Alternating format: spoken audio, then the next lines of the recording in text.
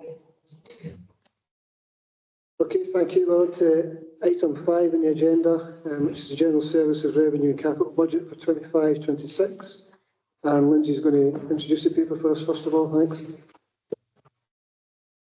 Thank you. So this report and its appendices proposes the General Fund Revenue and Capital Budget for 25-26, which is a balanced position and should be considered alongside the 2 previous reports on this agenda.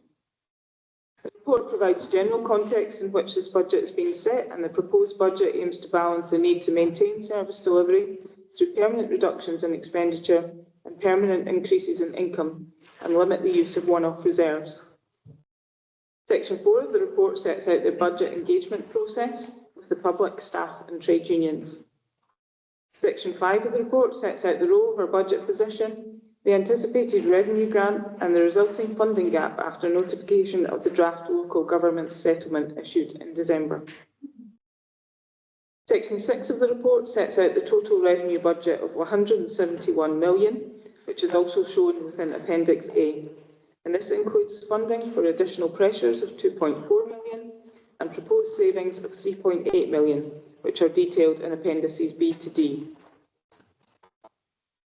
The budget proposes minimal use of one-off reserves to support, with 1.4 million of capital receipts being applied against loans fund principal repayments and 346,000 of uncommitted reserves being utilised, maintaining uncommitted reserves at the 2% minimum level.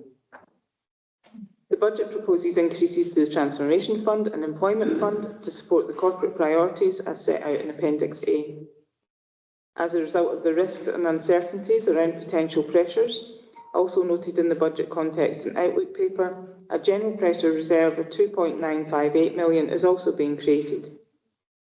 It is worth noting that this amount is proposed on the basis of affordability rather than assumptions on the total cost of these pressures, and this reserve may not be able to fund the full amount of these pressures once they are known. The indicative gap for 26-27 to 29-30 are shown within Exhibit 4 and Appendix A of the report. The budget gap of 7.3 million is estimated for 26-27, rising to 19 million by 29-30. And the assumptions that this is based on are set out in Section 5.14 of the report. The budget also proposes a contribution to the Clackmannanshire and Stirling Health and Social Care Partnership of 30 million, which is an increase of 12.7% over the budgeted contribution for 24-25. The budget also proposes an increase in council tax of 13% as one of the main levers to generate income to the council. In terms of its income and charging, the budget proposes an increase of 3% on fees and charges, which the council has discretion over. There are several exceptions to this, and these are detailed in the income and charging strategy within Appendix E, and a full list of the charges for 25-26 are set out in Appendix E1. The report also includes details of the changes to the non-domestic rates empty property relief, which is aimed at bringing properties back into use more quickly by reducing the relief available. More information and the new policy are contained in Appendices G and G1. Section 8 of the report sets out the 20-year capital programme and borrowing required to fund the planned expenditure. The 20-year programme is set out in more detail by project within Appendix A, and further detail on the cost of borrowing and the affordability of the programme is contained within the Treasury Strategy Report, also on this agenda. So I'm happy to take any questions on the report, supported by colleagues. Thank you. Okay, thanks, Lindsay. Do we have any questions for Lindsay? Councillor Coyne? Thanks, Lindsay. If we can go to page 69, we're talking about the, just get this right now, the budget, the IJB budget, sorry, that's the one it is. It's anticipated that that will come in the future. Now, does that not have a direct impact on our expenditure? So we're kind of making a decision on something that hasn't happened yet. That kind of looks to me, how I'm reading that we've picked a figure, but we don't know what the figure is, but we've named it as 30.47. Am I reading this wrongly? Is the decision or what they're asking for still to come?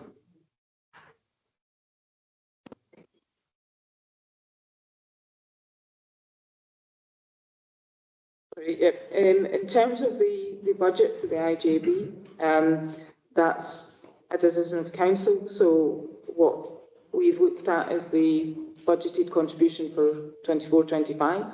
We've looked at additional funding that's come through the settlement that's been added to that, and that has formed the 30.047 million. That's for 24-25.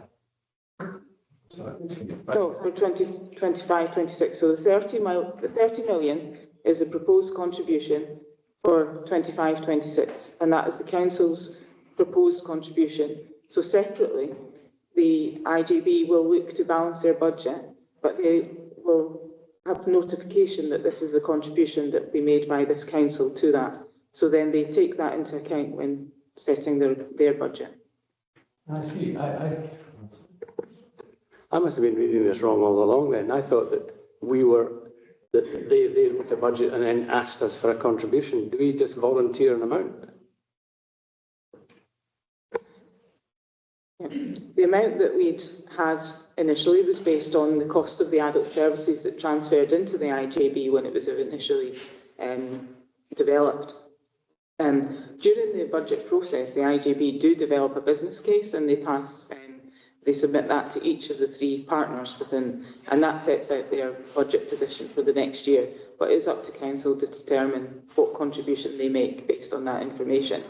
So we also have to consider the funding that we get as a council, and then the savings proposals. So in our budgeted contribution, we don't make any reductions for savings. So that's a contribution we've decided to make as a council. So can I sum up that by saying you look at what was done previously and you apply a rationale to whether that should go up or down slightly. You check the figure, can we afford that? And you make a judgment as to what would be an appropriate figure. Or we make a judgment as to what would be an appropriate figure.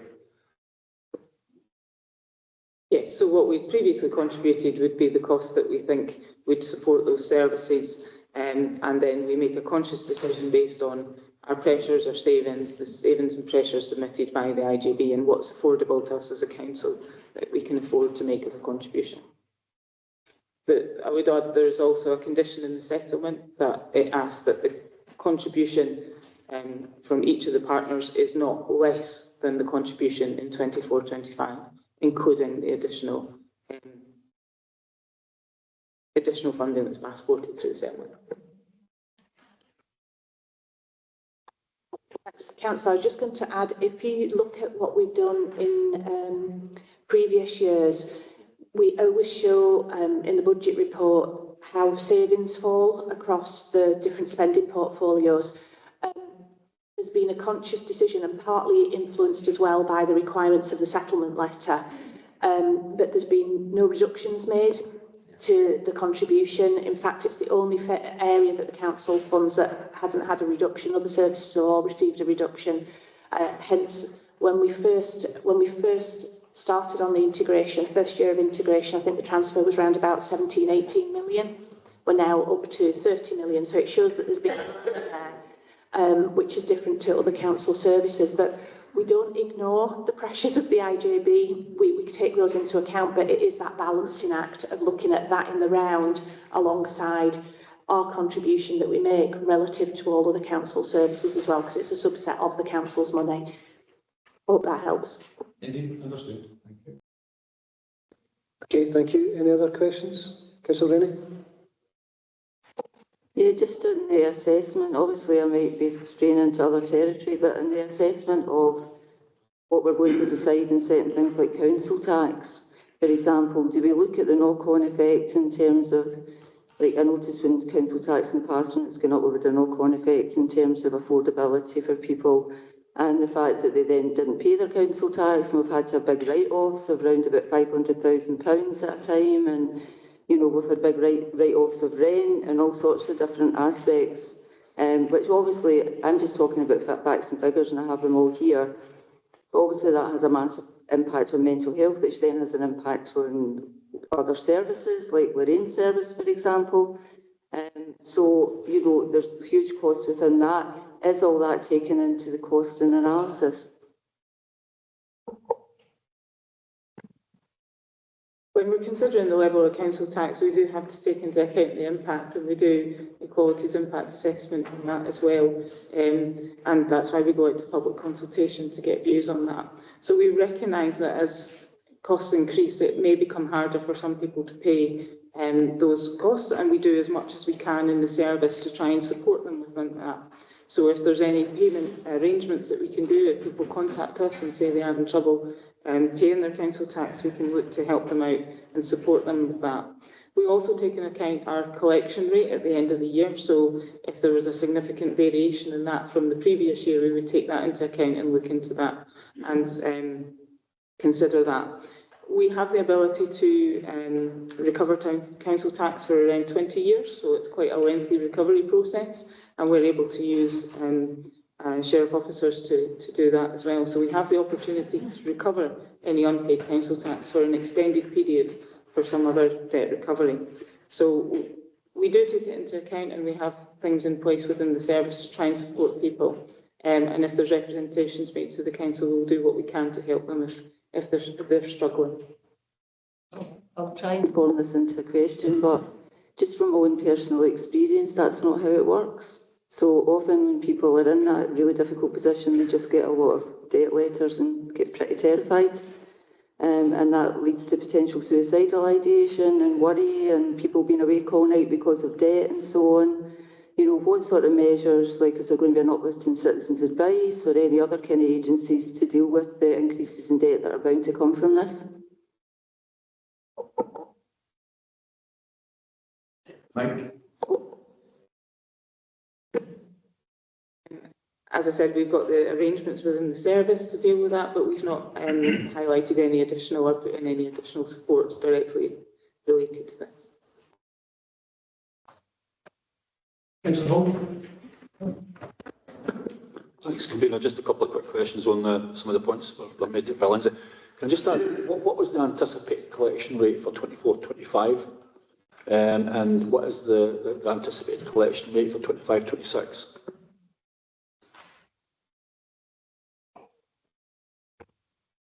I don't have those figures to hand.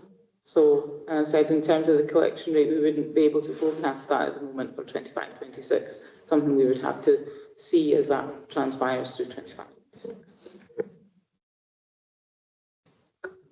Okay, but I'm surprised at that, to be honest with you. I'll ask a question. I'm expressing my surprise first. I'm trying to think about how to address that. So, normally, and I did raise this point in discussions with you previously, normally my recollection is that in all the budget papers, there was a figure there that outlined what the anticipated collection rates were. Now, the purpose of that was twofold. One, to inform elected members about what the collection rate was being proposed, and that then would have a direct impact on your ability to deliver a balanced budget. In order to deliver a balanced budget, you must require to have some predicated figure there about what you're actually going to bring in income. So it's about how much council tax income do we think is achievable? And then the reason, and so I'm asking a question, what's the question? Why don't we have it this time? Why is that figure not provided here? And you must have done that calculation. Did you do the calculation? That's the question. Was there a calculation? Is there a formula that's used when determining what the anticipated collection rate is going to be?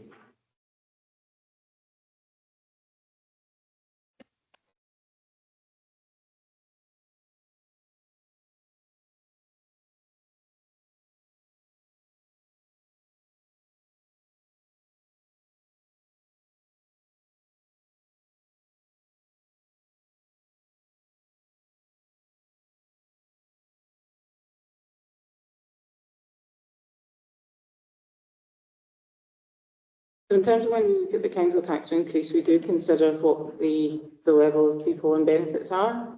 And whilst we don't have a direct calculation that tells us what the collection might be, we have to wait and see what that is during the year.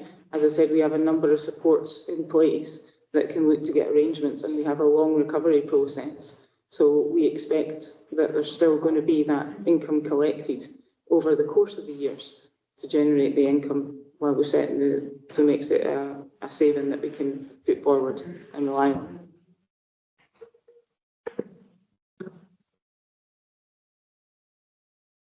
Okay, so this is found. Okay.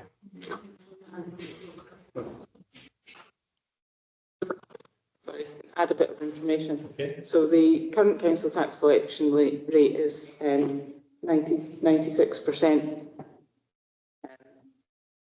which is above the Scottish average for collection. That's the current collection rate for 24-25. Yeah. The question is, what is the collection rate? So I don't know. My current question is, my question now is then, okay, that's the current collection rate. I know, but I don't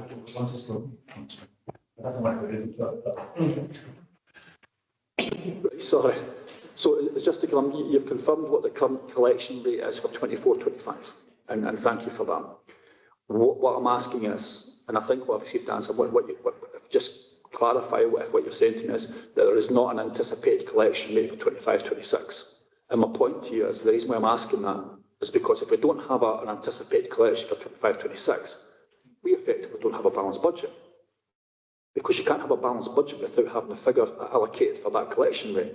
Also, and the added complication to that is my understanding, I will be turning a question and a wee question mark on the end of this. If we don't have an anticipated collection rate, we can't really then determine, I mean, you've got a 13% proposed council tax increase. The collection rate must be impacted by that. In comparison to an 8% or a 6% increase, you would assume that there's going to be a higher level of underpayment. But also requires to be an additional resource allocated to try and recover that. So there's more work in trying to get more money back. There's less money coming in. And if there's less money coming in and we're not actually allocated a figure for that, how can we deliver a balanced budget?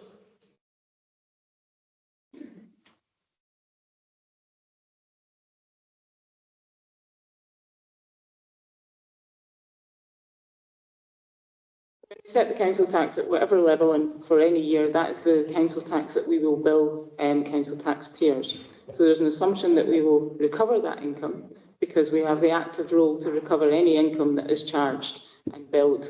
So we have a recovery system, and as explained, we've got a 20-year ability to recover, and we also have sheriff officers engaged. So we wouldn't anticipate any increased resource to do that recovery, because it's done by sheriff officers, and that's not done on a numbers basis. That is just however many people we need to recover from.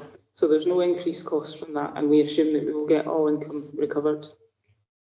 I'm going to ask a last question, convener, because I think we're kind of arriving at where we are with it. But so what just to clarify, so what you're effectively saying is that we set a council tax rate of 13%, we anticipate a collection rate of 100%. We have to assume 100% that we will get that money back, but we may not get it all back in the 1 year. So the 96% collection rate, so we cover that over a number of years. Final question on this then. In the last, let's say, 25 years, 30 years, have we ever recovered 100% of our council tax?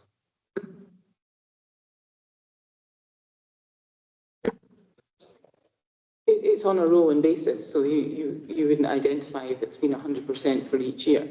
But we have one of the highest collection rates, so we're above the Scottish average in collection rates. So we have good track performance of our collecting our council tax income. But the figures for collection rates are published, and that's the ones that Chris showed. So we're required to show that. What I'm saying is, over the last 30 years, on those figures, have you ever seen Clackmannanshire with 100% collection rate? If you don't mind me going on a little walk of memory, councillor. So some years back, we did a lot of work on this with the external auditors. So we had new auditors in, and they wanted to look, and they were particularly concerned with this. It was to do with the accounts. They were concerned with what we were assuming in terms of provisions, which is the flip side of the coin that you're describing. So as Lindsay says, we do need to seek to recover all of the income. However, when we get to the point of looking at what we've actually collected in the year. What they look at is to make sure that the councils are taking both reasonable steps and then making reasonable assumptions and providing reasonable cover in terms of any potential write-off, which I think was the issue that you raised. As a consequence of that work, they did a huge amount of work at the time, and a number of assumptions were changed, which we built into our planning when it comes through to the account. So the provisions side of it, which comes through the accounting, has had the benefit of looking at all that history. It did actually look back over the sort of timescales you were describing, which is why it's triggered it in my memory, because they looked back over several years and looked at the point at which we were taking the decisions that the recovery routes had been exhausted.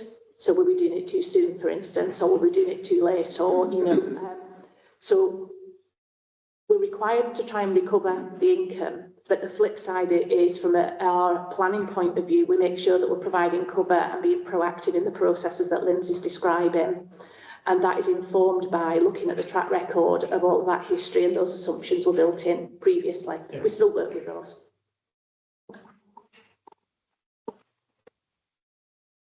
Not in the report.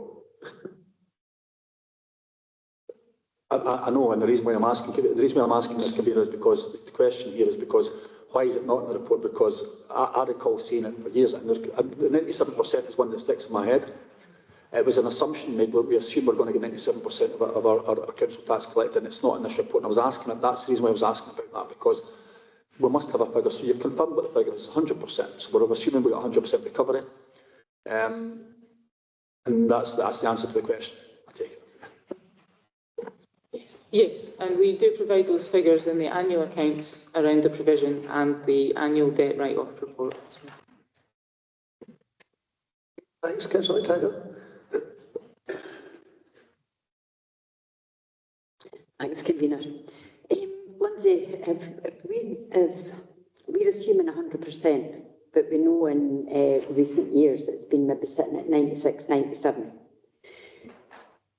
Is that 3-4% classed as the norm, let's say, and we have a contingency for that? And is that one of the things that we would look to use our reserves for in a time of need? Thanks. So as we said, around 96%, we're above the Scottish average in terms of collection rate. So we would still try to recover all income due to the council over that 20-year period. We have a provision that we can charge that against, and we hold that in the accounts, but that would not necessarily come from reserves. We would still endeavour to collect that income. So it would only be after those 20 years, or if every attempt was exhausted, that we would have to write off that debt, and then it would be a charge. But we have a provision budget included in the accounts. Thanks, Lindsay. Okay, Councillor Coyne. Thanks, Commissioner. Lindsay, is any kind of impact assessment done when thinking in terms of the impacts of a rise like this, from nothing to 13%? That's bound to cause some kind of backwash or backlash from people, and some impacts. I think Councillor Rennie referred to some of the what we call side effects and unfortunate side effects. I'm just wondering if an impact assessment is done when a council tax rise is significantly greater than the experience over the past few years, and is that taken into account, and the potential financial fallout of those impacts taken into account when deciding what you should, because as was said in the very first question almost, it's a judgment that you make, and an impact assessment is a judgment against the increase. So you recall, Councillor Coyne, as part of the budget papers, you received all the consultation responses. And part of that included the EQIA and the Fairer Scotland duty impact assessment as well, where we do look at the impacts of council decisions, of the budget decisions, policy decisions, and we consulted on 8 to 10, 15% in relation to council tax. So we recognised that there were challenges there, that there could be disproportionate impacts on vulnerable or those who experience socioeconomic disadvantage. and we've been looking for responses to that consultation to inform the final EQIA Fair Scotland Duty Impact Assessment will come out as a result of this. All that was included in the papers that were sent to Council, which was part of the budget process. You're right, I remember that, but as is so often the case with these surveys, are they representative? I mean, are you sure you're getting responses from the people who actually will have the biggest impact on them? They may not be people who take part in these surveys because they don't have a computer or whatever. So the EQIA and the Fair of Scotland Impact Assessment is done by officers of the Council, which then goes out with the budget papers, and we ask for the feedback in relation to the impacts that we've identified as part of that budget process. So I appreciate the uptake of responses for this year's consultations were relatively low. That, as I think we discussed previously, was that some of the policy impacts this year were maybe not as consequential as previous years, where we've had bigger responses to the consultation. But the impact assessment is informed by officers in relation to all of the policy proposals that go forward, not by those who are coming back. It'll be informed by responses to it, but it's driven by and written up by officers. Councillor, is it okay if I just add a little, because I'm just thinking about your question, and there's something about, so that's the processy bit of it, but it's how that's then applied before we get to the budget. So I don't think this is an indiscretion. I think all councillors know that before the budget is actually signed off, the results of the consultation are provided so that it can inform decisions. So if I look specifically at this year, without betraying any confidences, we received a number of challenges. We were asked things about, you know, how many of the proportion of our residents that are on benefits, how that related to the outcome of the consultation responses and things like that before a figure was settled on for the council tax. So in practical terms, that's how it works. So you get the results of the process. It is then considered alongside the potential proposal and a decision taken about whether or not that proposal is changed one way or the other. So that's the practical version of what has happened beyond the formal process of consultation and engagement. Okay, so to summarise what I'm asking really, so you're content, I mean you personally, but the system is content that there'll be no seriously adverse impacts from this kind of level of rise, which will have financial consequences and social consequences that we don't normally experience at the time of council tax rising. I would say that officers have provided the information that has been submitted to us around potential pressures on that. We can't legislate for people that haven't spoken, which I think was one of the comments. And sometimes it is difficult. We try to cover that off by actually using the EQIA and FSD assessments that are done by officers, because that's informed by knowledge of our client bases and what the impacts might be. But I can't say yes to that because, you know, we've not had 100% response to a consultation that maps out every impact at an individual level. And that would ever be the case on any policy area. Okay, thank you. Councillor Hall. Another quick question, kind of related to the ones I was asking, kind of related to the ones that Councillor Coyne's asking. So, does it concern you that if we, sorry, it's vibrating, not, if we anticipate, and I don't know what the figure is, and so I'm not going to guess at what the figure is in terms of our annual, what we think we're going to collect in council tax for next year. Chris has got that figure he can offer, it might give us some context, but I don't know what it is in terms of its full amount. Do we know what that figure is? What do we expect to bring in income from council tax payments?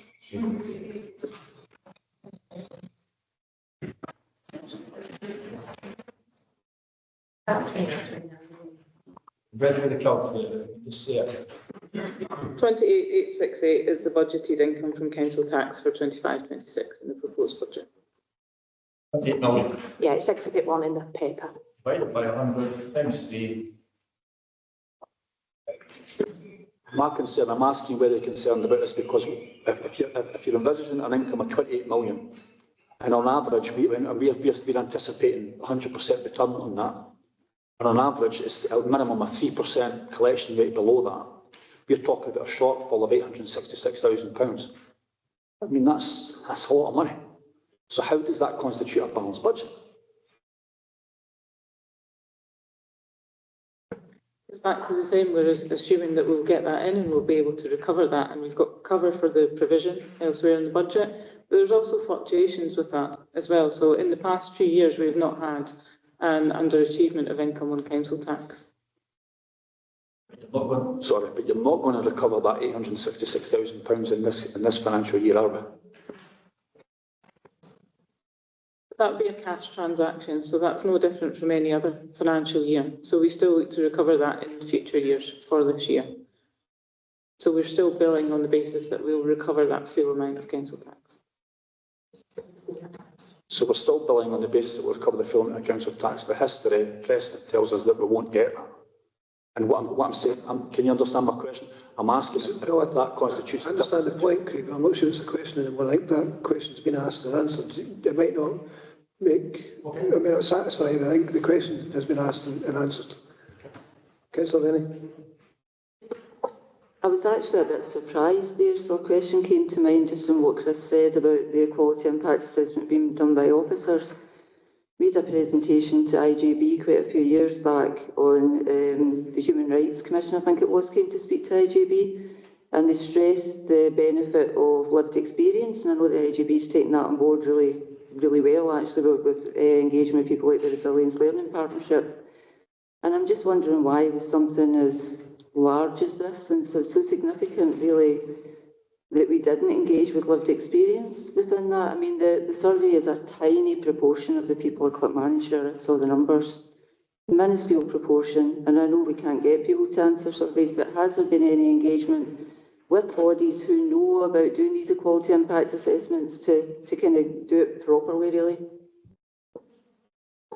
So the first thing I would say, Councillor, is that obviously there's an opportunity for 100% of people to reply if they wish to. So that the consultation that went out was there for everybody to reply if they wanted to. And as you rightly point out, we can't control what the response rate is. People go with the issues that they're motivated by.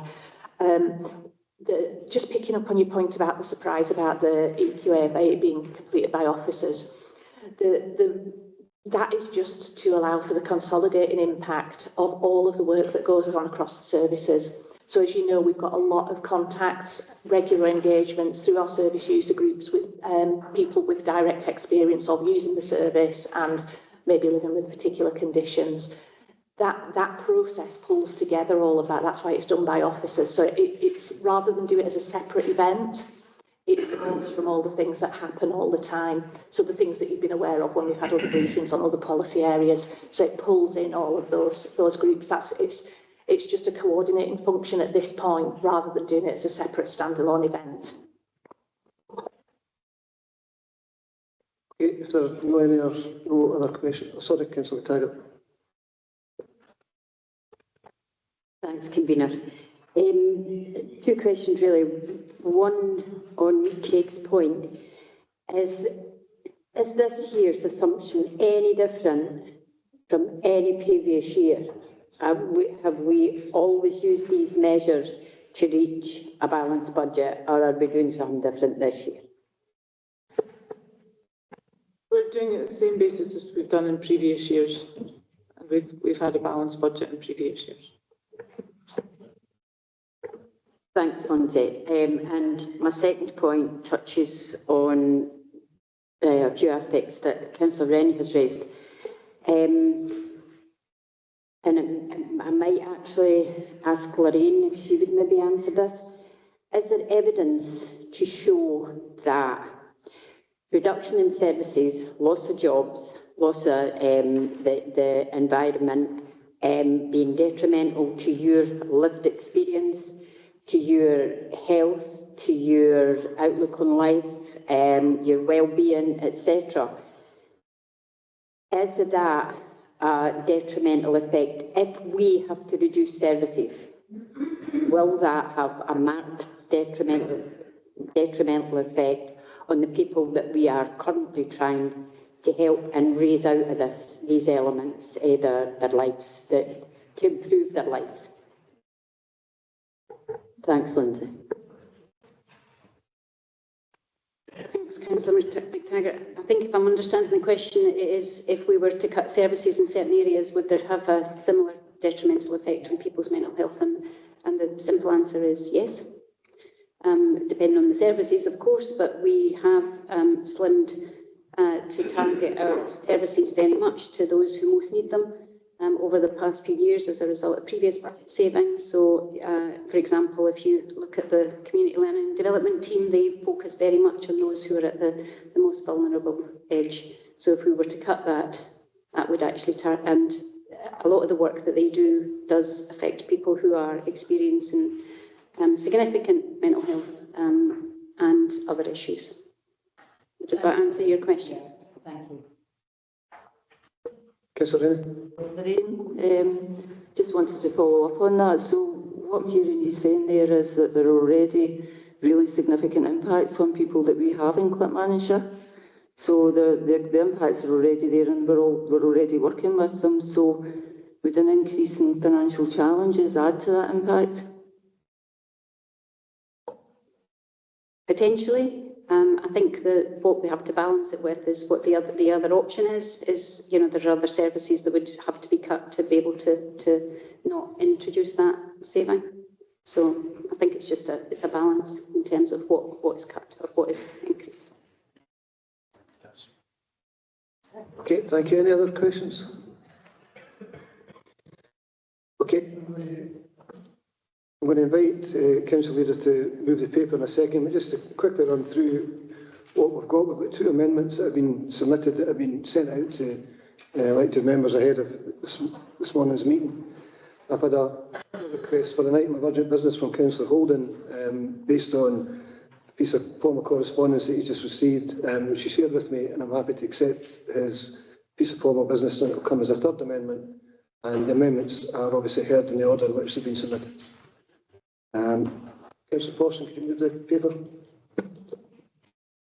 Thank you, Convener. Today I'm proposing a budget proposal that reflects the urgent challenges we face today and the long-term vision that we have for Clackmannanshire future. This year we are confronted with some of the most difficult decisions we've ever had to make, and I do want to be upfront about the complexity and gravity of the choices before us. This budget process has been and continues to be shaped by the reality of an ever-evolving financial landscape. Our council's total revenue budget this year stands at 171 million, which we allocate to deliver vital services that our communities rely on: education, social care, waste management, road and pavement maintenance, and the upkeeps of our parks and open spaces. These are the foundations upon which our community stands, and we know how important they are to each and every resident. But this year, the challenge is stark. The demand for statutory services, particularly in social care and education, has surged to unprecedented levels. The needs of our most vulnerable are greater than ever, and this has placed immense strain on our resources. With this increase in demand, it has become harder to provide for our non-statutory services, and balancing these competing priorities has never been more difficult. In short, financial sustainability requires to make hard and at times uncomfortable choices. What makes this even more challenging is that many of the factors impacting on our budget are entirely beyond our control. While council tax accounts for around 17% of our total funding, the rest is determined by decisions made by both the UK and Scottish governments. And although this year we have seen an improvement in the Scottish Government settlement, it is still far from sufficient to cover the rising costs of the services we provide. Inflation, wage increases and spiralling energy costs have all contributed to a dramatic rise in expenses. For example, our energy costs have surged by £75,000 this year alone, and recent announcements of another 6.4% increase in energy costs will increase that further. The cost of our PPI contracts have grown from 10.38 million to 10.9 million. We've also budgeted for a 3% pay increase for staff. This adds £2.47 million to our financial burden, alongside a further £800,000 from the UK Government's rise in employers' national insurance contributions. To put this in perspective, these increases alone total £5.6 million. And in Clackmannanshire, we know that 1% rise in council tax generates just £255,000 in revenue, meaning that in order to cover these additional costs, we would need to impose a 22.3% hike in council tax. an option that is simply not realistic nor fair to our residents. As an administration, we've worked tirelessly to consider a range of savings proposals, and in the spirit of listening to our residents, we have made changes to our original proposals based on the feedback received during the consultation process. However, despite these savings and taking into account our current income levels, there remains a significant shortfall between the funding we have and what is required to deliver the essential services that we all rely on. And in this context, I feel I must also address the concerns raised by the Accounts Commission regarding our financial sustainability. In the report published in September 2024, the Commission highlighted our reliance on reserves to close budget gaps. And while this approach has helped us to meet immediate challenges which have been no other options, the Commission has made it clear that such reliance on non-recurrent funding and reserves is unsustainable in the medium to long term. And this situation underlies the need for urgent action to achieve longer-term financial sustainability. And this leaves us with no option but to consider an increase in council tax. And it's something that I know that no one here wants to do, but it's something that we cannot shy away from if we are to maintain the level of services that our community needs. And after careful consideration, we are proposing a 13% increase in council tax. For the average Band D property, this means an additional £15.28 per month. And this increase will help sustain critical services across Clackmannanshire. I think, as the questioning brought out, this will have an impact on people and on people's lives. But reducing service would also have an impact on people's lives, and in many cases, the most vulnerable within our communities who rely on these services for day-to-day support. The broader financial picture for councils and the public sector as a whole remains incredibly difficult, and in order to adapt, we must rethink how we deliver services, reduce our overheads, and prioritise where we allocate our resources. We've made the tough decisions to prioritise vital areas such as education, social work, health and social care, and also poverty alleviation, investing over £100 million in these core services. But that does mean that there will be less funding available for other services, and that has shaped the decisions and the proposals that we've put forward today. And I want to be very clear that these decisions have not been made lightly. We do understand the impact they will have on our local communities. We all live in our local communities, we all have family members who live in our local communities and who rely on the services that we provide. So I don't think that there's anybody around this table who doesn't understand this. So our goal as a council is not just to make ends meet, but to balance affordability with the need for sustainability, and all while ensuring that essential services our communities depend on remain intact. But despite these challenges, we do remain committed to investing in the future of Clackmannanshire. Our updated capital programme totals over £248 million over the next 20 years, and this is going to support critical developments that benefit our communities for generations to come. And this includes completing the new wellbeing hub, Lockie's School, along with investments in roads, active travel routes, and achieving our net zero goals. We are also focused on stimulating local economic growth through initiatives such as the City Deal, and this will ensure that Clackmannanshire remains a thriving place to live, work and invest. We are committed to modernising the way that we operate. Through innovation and collaboration with public and third sectors, we want to maximise investment opportunities even during these financially challenging times, but this does take investment in transformation. And this is investment that has been planned out and that this council has agreed to over a number of years and is regularly updated through the Be the Future board. I do recognise how difficult these decisions are, and I do understand the disappointment and frustration that may come with them from in our communities. But we cannot shy away from the reality that they are necessary, because we need to secure a sustainable future for Clackmannanshire. Thank you. Thank you. Councillor Lindsay to second. Thanks, Convener. So the council leader has obviously clearly laid out the context from this council is operating, and we've went into that detail in the initial paper as well. And it is very much a context that presents significant challenges in relation to the demand for services by people, the ability to deliver services by officers, and the decisions we need to take as elected members. However, it is incumbent on us to take decisions responsibly and in the best interests of the people. and in a financially sustainable way that ensures the Council can continue to operate for future years. Now, the budget that we are proposing today is attempting to deliver this, and although hugely challenging, does present exciting areas of investment that will support the delivery of our key priorities, which include sustainable inclusive growth, empowering our families and communities, and health and wellbeing. The Council leaders touched on the budget settlement, and obviously we welcome the increased funding that's coming from Scottish Government. However, this is very much still way short of what we need to deliver statutory services, and I know we, the Council leader in particular, has made representation to Scottish Government to outline again our context and why we have unique circumstances that they need to be cognisant of. Now, what is unwelcome is the 779,000 additional cost that is going to be provided to us by the UK Government increase in national insurance contributions. Now, to put this into context, that equates to a 3% increase in our council tax in terms of value. Now, throughout this period, we've touched on consultation, and throughout the process, we have continued to listen to people, to groups, to communities, to those with lived experience. With these views a central part of our deliberations and decision making. Now, in particular, we had a session in this very chamber a couple of weeks back with representatives of our three secondary schools, our YMSP as well.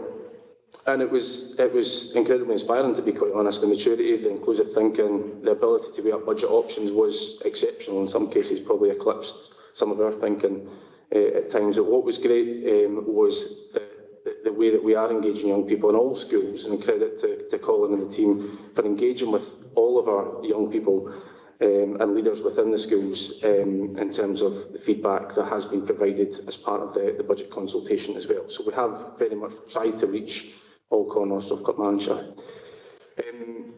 All corners of the council are experiencing unprecedented pressure, as we've outlined. However, the pressure on the people service in terms of the level of need and demand is beyond significant. Now, the majority of the budget in this service is used for staffing, and there's very little room for identifying further savings without impacting on our statutory services that we must and should provide, particularly for our young people, their families and our most vulnerable. Now, over recent years and through this budget, we'll continue to protect and invest in our services to people. And I wanted to outline some of the strengths that we do have and some of the investment that we will be continuing with going forward, because quite often during a budget process we talk about the savings that need to be made and potentially the impacts on services, but we have protected and we will continue to invest. We've protected teacher numbers. We have the second best teacher people ratio on the mainland. Obviously I've excluded our island colleagues who have naturally better teacher people ratios, but the second best on the mainland, and the only local authority to currently have a primary PE teacher in every single one of our primary schools. And that's something that we've made a decision to protect that. We're investing £6 million in support of children and young people with additional support needs, £9.7 million focused on the delivery of our 30 hours per week funded early learning and childcare, investing £300,000 in approaches to support mental health and wellbeing for our children and young people, £250,000 again focused on one-to-one digital devices, again a huge strength in terms of rollout from a Clackmannanshire perspective. And we've talked about partnerships a lot. We're maintaining and we're developing new partnerships with key stakeholders to bring in investment and enable us to deliver projects that forward our key priorities, including our work with Columba, the Family Wellbeing Partnership, which has been a significant partnership for the Council, and the Vardy Foundation, a partnership that will enable us to keep more of our young people here in Clackmannanshire. Now, in terms of the capital and development of our infrastructure, the new Lockies and Wellbeing Hub are obviously a fundamental part of our £248 million capital plan, and delighted that this is continuing at pace following its approval at the recent planning meeting. Development has been one of our key priorities for some time due to the complex needs of our young people and current inadequate surroundings. The school project is also supported by around, still to be confirmed, £10 million of Scottish Government investment. £45.6 million has been committed to improvements for the learning estate, and although welcome and essential work is already underway to develop, work is already underway to develop a new learning estate strategy that will sit within the wider asset management strategy, which again is critical to ensuring our learning environments are fit for modern education, operating efficiently and sustainably.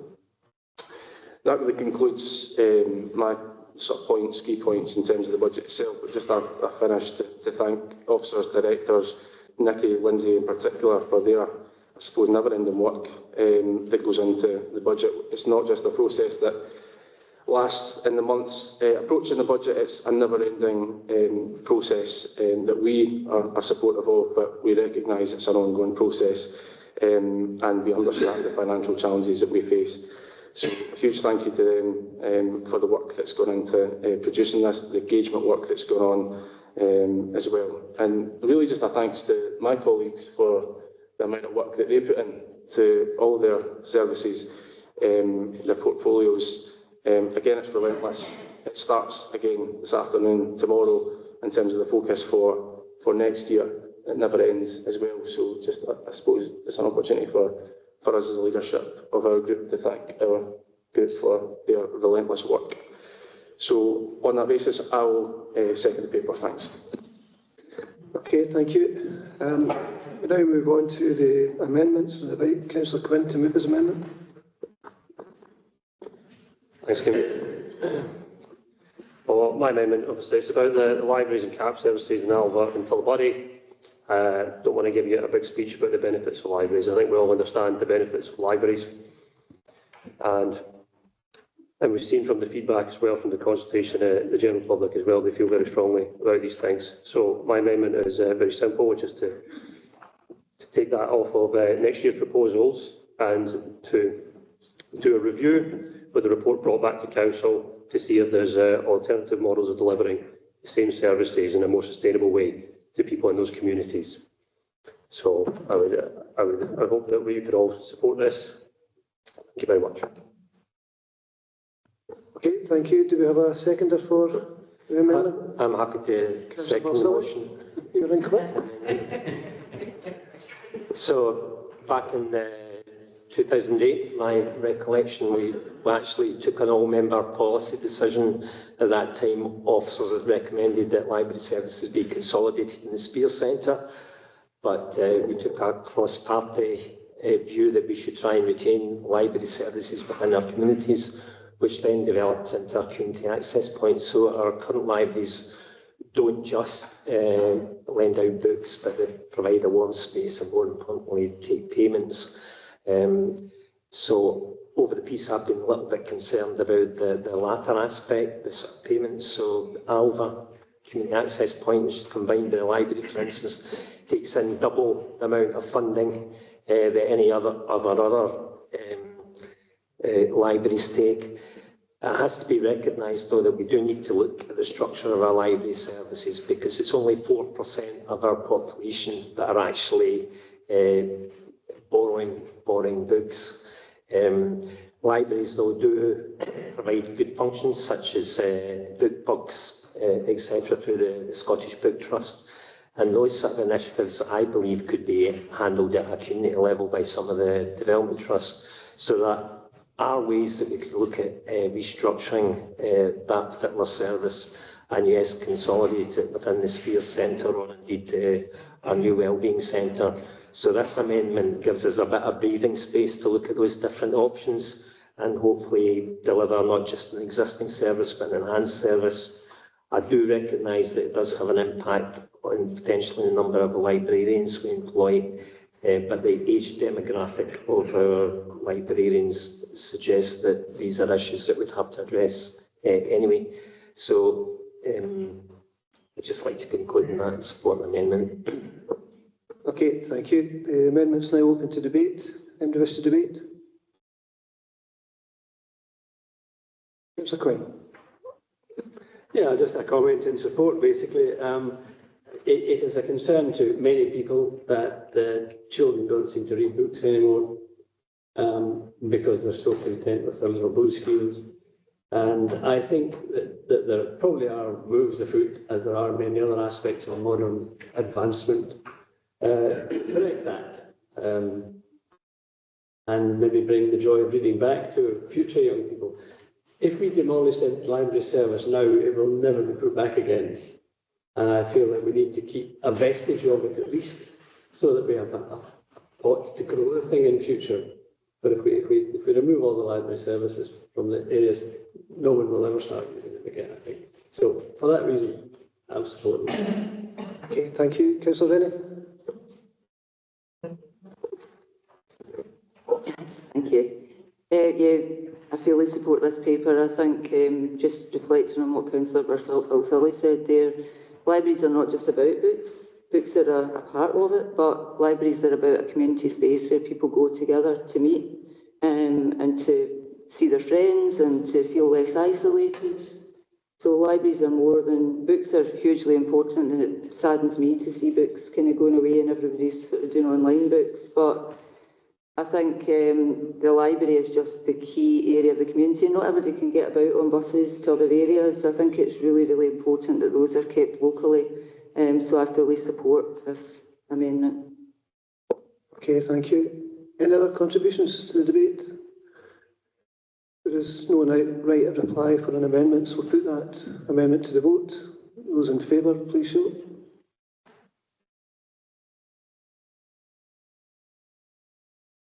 It's carried unanimously.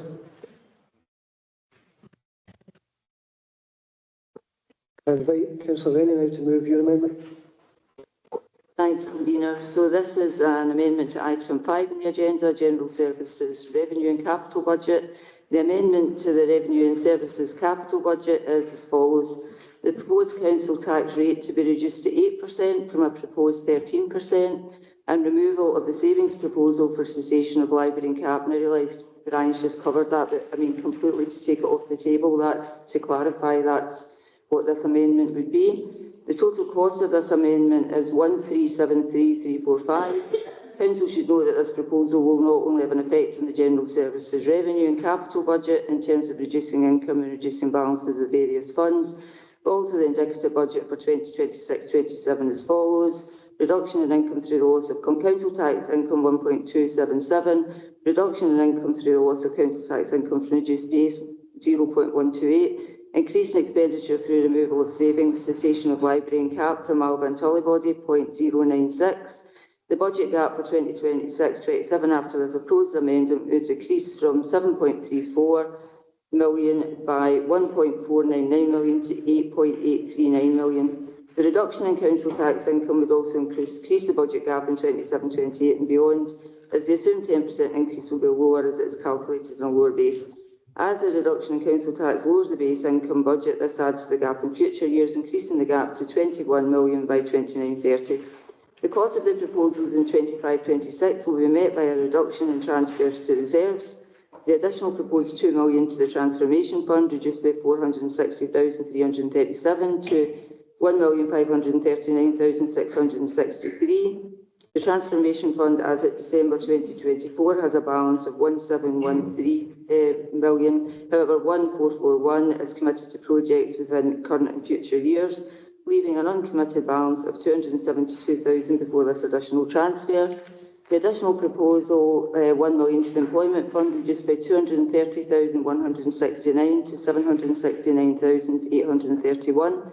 It's noted that the council spent 324,000 of this fund in 23-24, and the fund has a current balance of 515,000. The proposed transfer of 2.958 to service pressure reserve reduced by 662,839 to 2,277,161. We recognise this reserve has been established to cover a number of assumed pressures, and this will reduce the amount available to meet any of these uncertain pressures during 2024-25 and 2025-26. The reduction of these reserves may impact on the ability of the work being undertaken in transformation, collaboration and partnership work in Be the Future and other associated projects work being undertaken by the Council to support financial sustainability. At a time of significant pressure for people within Clackmannanshire, this would ease potential financial impact while still enabling reserves to be held at a minimum level. Thank you. Thank you. Do you have a mic, Jenny? Oh, sorry.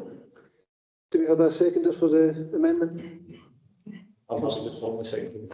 Okay, on the second. The amendment's now open for debate. Does anybody wish to debate the amendment? Do you want somebody to go first? Okay, Okay, when the budget was first put forward, I thought it was a job very, very well done, keeping core services and balancing the budget, and it looked excellent. But the fly in the ointment was only the thought that 13% was going to be a hell of a shock, because although the increase was actually 5% last year, but the costs were covered externally, and it's technically only an 8% increase this year, that's not how it will be perceived. And that was a bit of a worry to me. So the opportunity,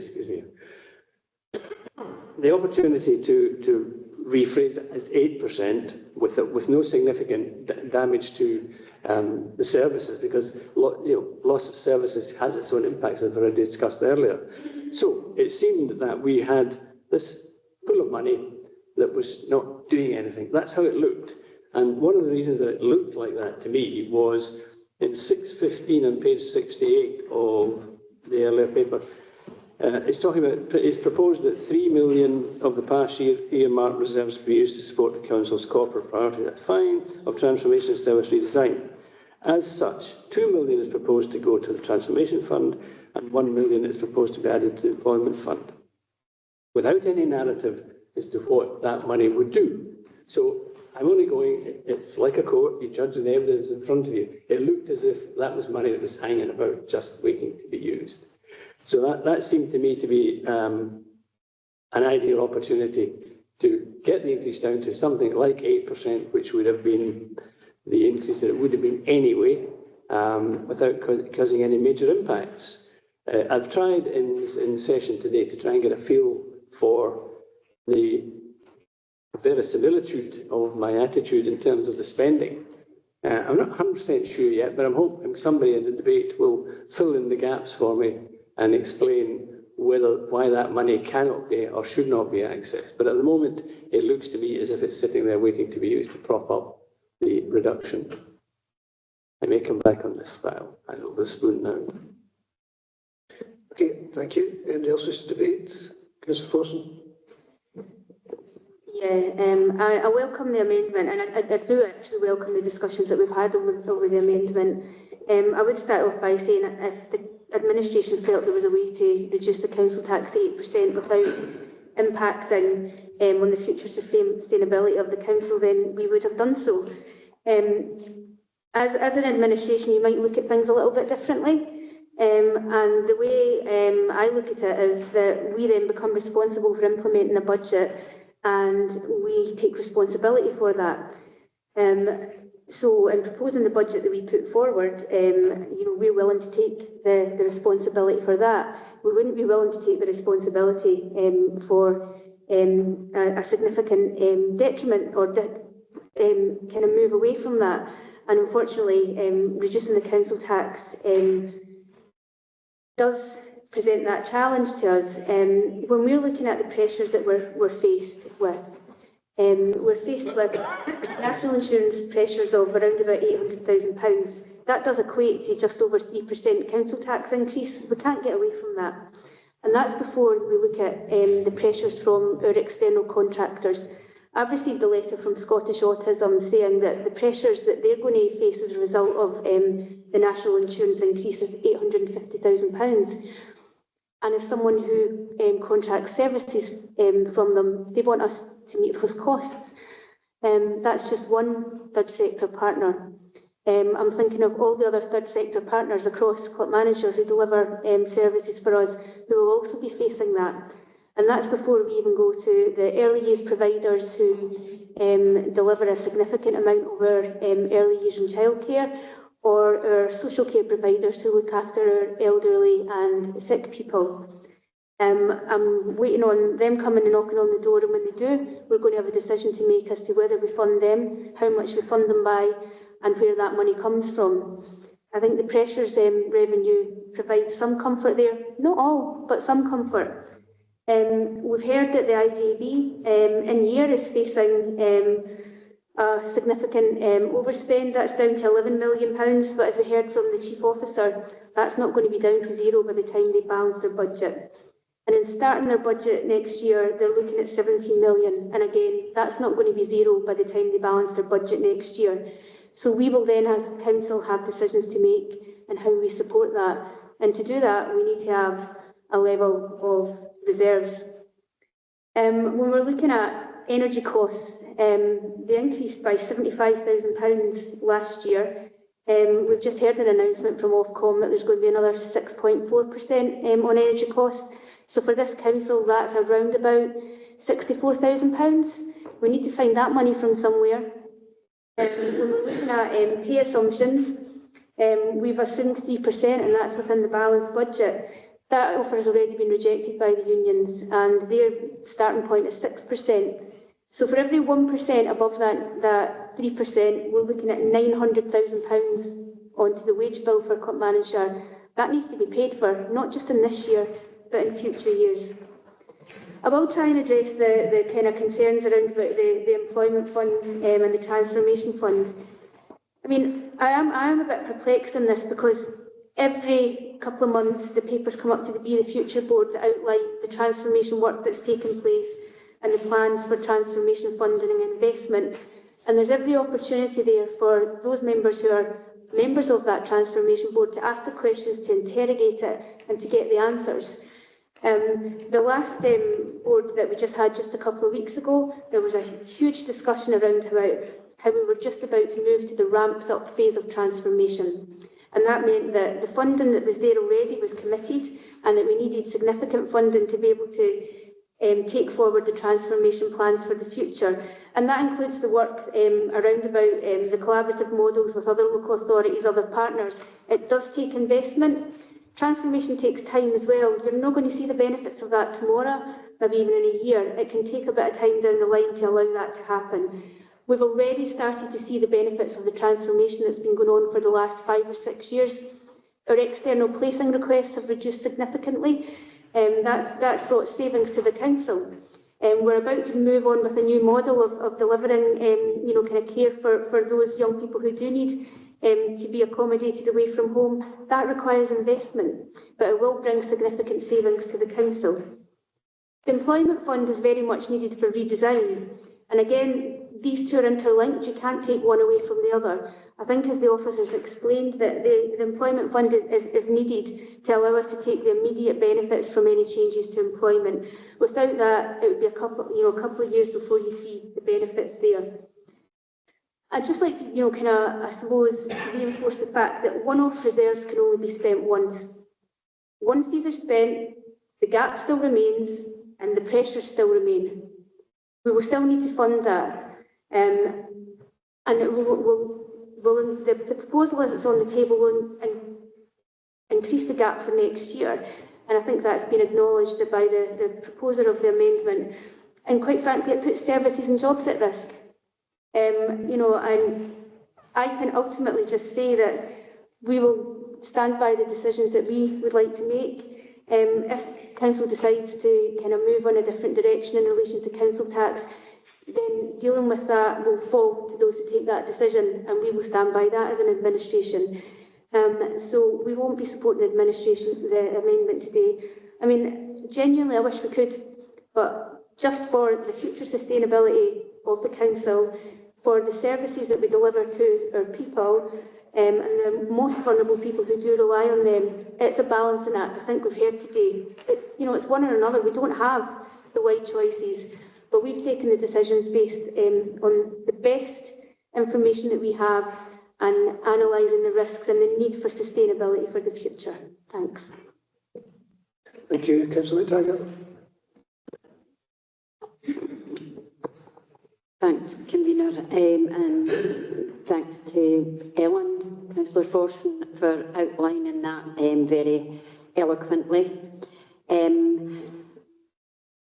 I was an observer at the Transformation Board a couple of weeks ago, and Councillor Coyne was very supportive of everything that was happening in the Transformation Board that day, being a member of the Transformation Board. If this amendment passes, everything that was discussed at that Transformation Board is off the table, because there would be no funds to continue the work that was agreed at that meeting. Transformation is key to this council's sustainability for the future. Taking decisions today is only a decision for now. What we need are decisions for the future to encourage sustainability, to encourage this council to flourish, to encourage the people of Clackmannanshire to flourish. The reason I asked the question earlier about reduction in services being detrimental to people's health, well-being and their future is because a small amount of people, and this might sound quite controversial, but I'm going to say it. A small amount of people in this county will notice a hike in their council tax. But, like the rent rises of a few weeks ago, the majority of the people in this county will have some form of financial assistance around council tax. This majority are the people who will be harmed most by the reduction in services, because these are people who are already suffering. These are people who are already vulnerable and whose services will diminish as a result of the amendment being proposed today, because we will not have the money to put into the services. We will incur job losses. We will incur a service reduction. And it's the people at the vulnerable end of the spectrum in this county that is going to pay for that decision. And I understand that it's a huge financial burden on the people that are going to have to face it, just as the rent rises were. But I will also say again, the majority of people in this county will not suffer that rise because they will get some financial help with that rise. And the people who are at the other end of the spectrum will pay for that decision. So I worry that taking that decision puts me in a position where I will not be able to support that, and I will not deliver that budget. Thank you. Thank you. Councillor Lindsay. Thanks, Convener. Yeah, and just look, again, in the spirit of, working together, we have had engagement, we have had discussions, so, all amendments are welcome. We're always looking for ways in which we can try and look to balance a budget, and I think that's the right way to operate. So let's start with that.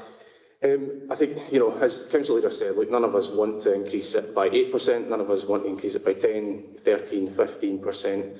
We've had extensive discussions amongst ourselves around these situations, and I think, we've talked about context today. We understand the context.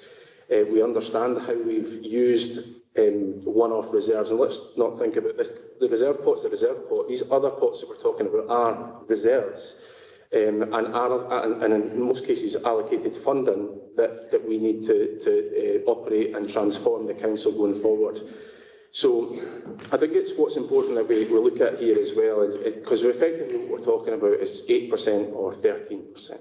And it shouldn't be looked upon as crudely as that. It's not. It's 8% plus using one-off reserves to plug the gap, or it's 13% to increase revenue into the council, to not dip into these what are scarce resources, and to allow us to try, because even by doing 30, even by supporting the administration budget today, doesn't necessarily put us on a strong financial footing.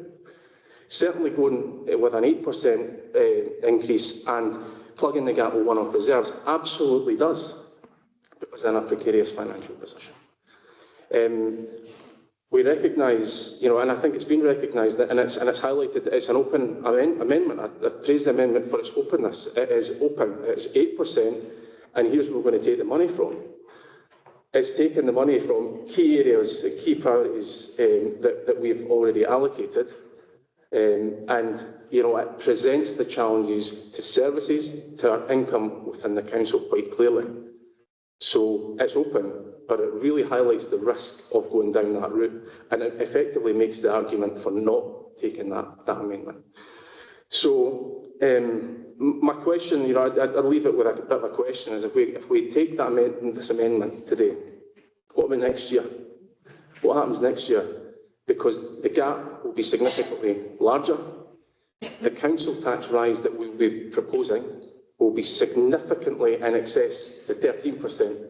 And I think we can, mathematicians, we're not, maybe some of us are, but we know that this will have a significant impact, this amendment, and will result in astronomical tax rises this year. Services that we have just now are at their bare bones. And as someone that has looked at opportunities to make savings over the last 8 years or so, they're not there anymore either. So not only are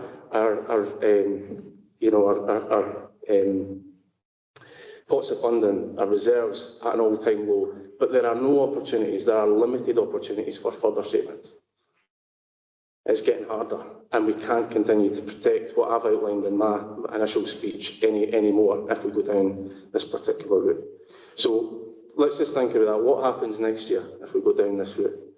And we all need to ponder that, because that's a big question that we need to ask. Financial sustainability of the council, the ability of the council to function its statutory business is under threat here. We really need to think about that. Okay, thanks. Okay, thank you. Any other contributions to the debate? Councillor Verrill? No.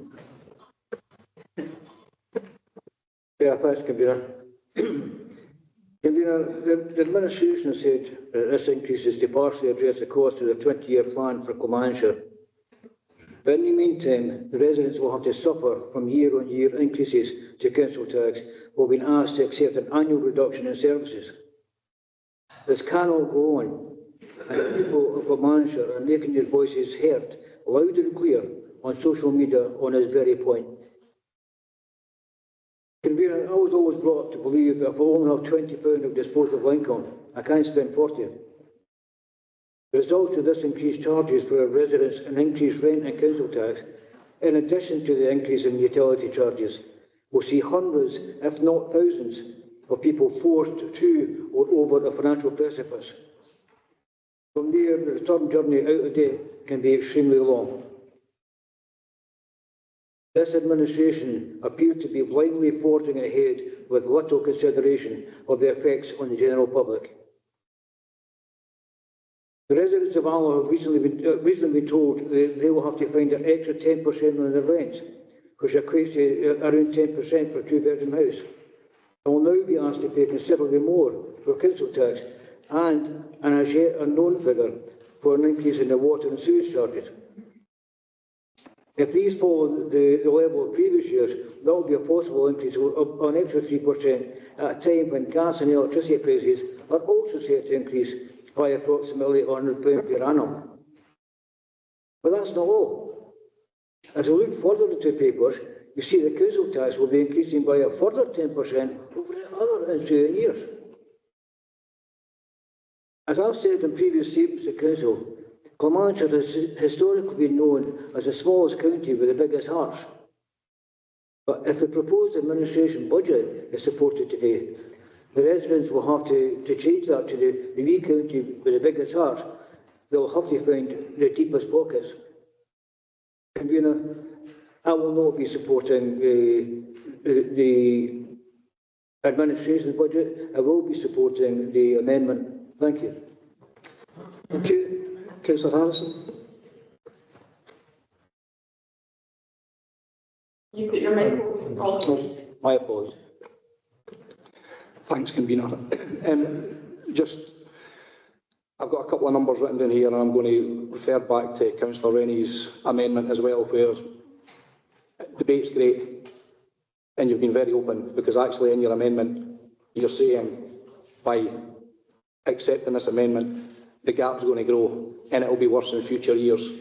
That makes no sense to me, when in particular, today, on our PPP schools, we spent £128 million, forecast for the next 10 years to the end of that contract for another £167 million. That's £300 million on 3 schools. It's gone up by £300,000 this year. National insurance contributions, directly impacting this council, £800,000, directly impacting. And that's before that national insurance contribution change filters down to employees, most of which will be impacted the hardest of the lowest paid in society. Winter fuel allowance was stopped as well. Our adult care services will pick that up in the council. So I'm sorry, I cannot accept this amendment, because you have already admitted in it you are going to make things worse in future years by accepting your amendment. So I'm not going to vote for it. Okay, thanks. So just remind everybody to do the comments to the chair in response to any amendments on the page. Chair, could I maybe just say, just like I said earlier, we've all want to work really well together. We've all been doing that as a council. I think the fun making of Councillor Earl when he was speaking there wasn't really supportive, and I'd rather not have that, please. So I can assure you I had a spot at that, Councillor Rennie, when I picked up on it, but I didn't.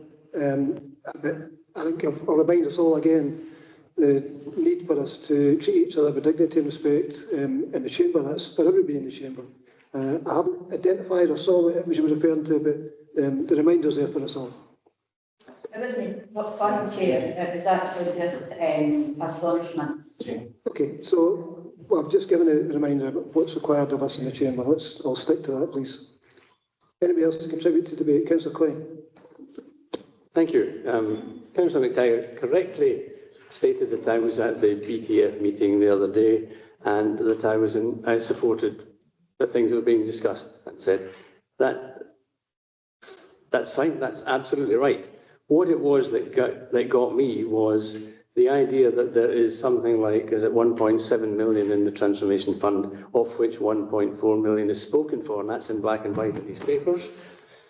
And it was stated also that there was £2 million going to go into that fund, without stating what that was earmarked for. And that was my issue, was that money was going to lie there to some date in the future, when transformation, and bear in mind that transformation is designed to do exactly what it says on the tin, and that's transform the viability and the economic efficiency of the council. So I thought it was kind of like we would borrow this thing now, put the rate down, and then through efficiencies in the future, we would close the gap slightly, and that would be kind of like a self-healing wound. That was my impression. If that's wrong, then it may change my opinion on this whole thing. If that money is needed before we get the benefits of transformation, then I might have to rethink it. But that's what it looks like. That's what it reads like to me in black and white. The money's sitting there doing nothing. Okay, thank you. Any other contributions to the debate? No. We'll put the amendment to the vote. Can we have a quick time out before the vote? If that's okay. Sorry, could you say that again? Can we have a quick time out to discuss for a few minutes beforehand? And that's allowed. A recess. A recess. Yes, so we come back at 25 to 1 at the very latest.